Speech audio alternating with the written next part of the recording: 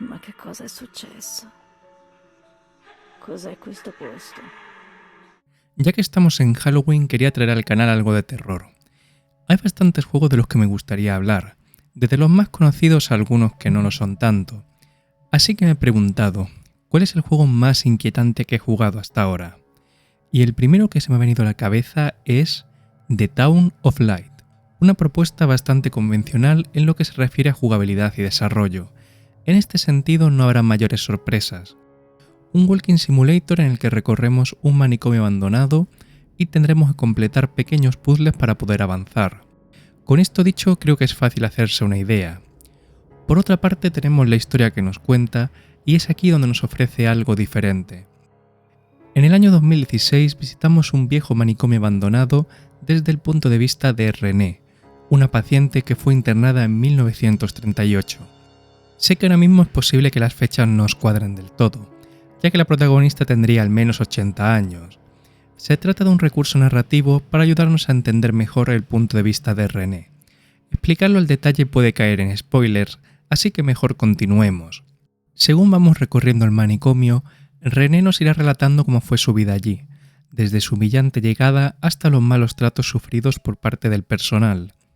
Todo sin escatimar en detalles y descripciones que pueden llegar a incomodarnos, al igual que las imágenes que acompañarán los recuerdos, mucho más explícitas de lo que suelen acostumbrarnos otros títulos. Cabe destacar lo diferente que son estas imágenes con el resto del juego, no solo por estar dibujadas, sino también por ese estilo tan siniestro, que sirve para mostrar cómo era el mundo desde el punto de vista de René.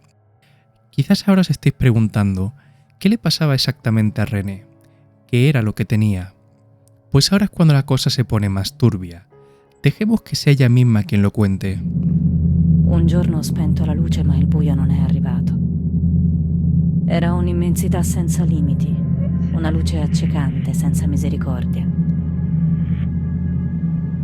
Avevo 16 anni ed avevo paura, sempre paura. Una paura che mi logorava.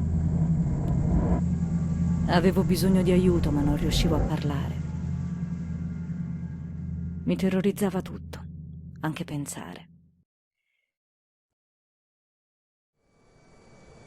Dissero che mi portavano in un posto dove la paura andava via, dove sarei stata meglio. Y eso es todo, no tenemos más explicación. La cosa es que el manicomio tampoco sabía qué es lo que le ocurría, pero eso no fue un impedimento para encerrarla. En la descripción de Steam podemos encontrar lo siguiente. Su único defecto era no saber cuál era su lugar en el mundo, un peligro para sí misma y para los demás y un motivo de escándalo público, escribió la jefatura de policía. Básicamente, René era un problema, una carga, así que su familia se deshizo de ella. Además, una vez el manicomio te considera loco, da igual lo que digas o hagas, seguirás siendo un loco. Sobre esto podéis buscar el experimento de Rosenhan, un experimento real en el que hicieron que un grupo de personas fingieran escuchar voces con el fin de ser internados en psiquiátricos. Una vez dentro tenían que dejar de fingir para ver cuánto tiempo tardaban en dejarles salir. Los que organizaron el experimento solo ayudarían si permanecían demasiado tiempo. ¿Y sabéis qué? Muchos de los participantes no lograron salir en más de 2 meses, y solo bajo la condición que tenían que rellenar un documento oficial asegurando que estaban enfermos. Recordemos que los participantes nunca estuvieron enfermos realmente y dejaron de fingir nada más llegar al lugar. Y este experimento fue en 1968, solo queda imaginarse cómo podría ser en 1938.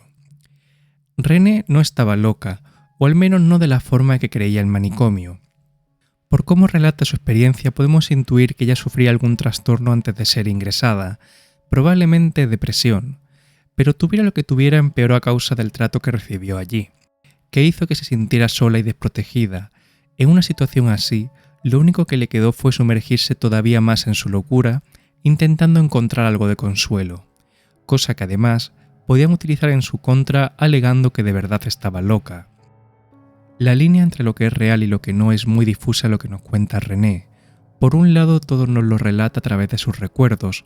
Para ella todo lo que cuenta es real. Por otro, encontramos documentos del manicomio que contradicen su relato. Ambas visiones no son compatibles, ya que nos cuentan dos realidades diferentes. No hay una respuesta clara, ni todo lo que ponen los documentos es cierto, ya que evidentemente no van a dejar registro de los malos tratos, ni tampoco todo lo que dice René es verdad, no porque mienta, sino porque realmente su mente está distorsionando la realidad.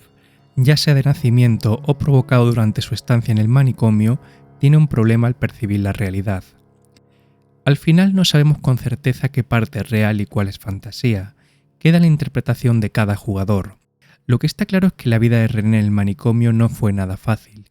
Vivió un verdadero infierno. ¿Y cómo podría terminar una historia así? Creo que eso es mejor verlo por uno mismo. Aunque eso sí, os adelanto una cosa que seguramente ya os habéis imaginado. No es un final feliz. Lo más difícil de asimilar de The Town of Light es que la historia de René es solo una de tantas sucedidas en el pasado. En aquella época había un enorme desconocimiento sobre cómo tratar estas enfermedades. ¿Cuántas personas habrán vivido historias similares?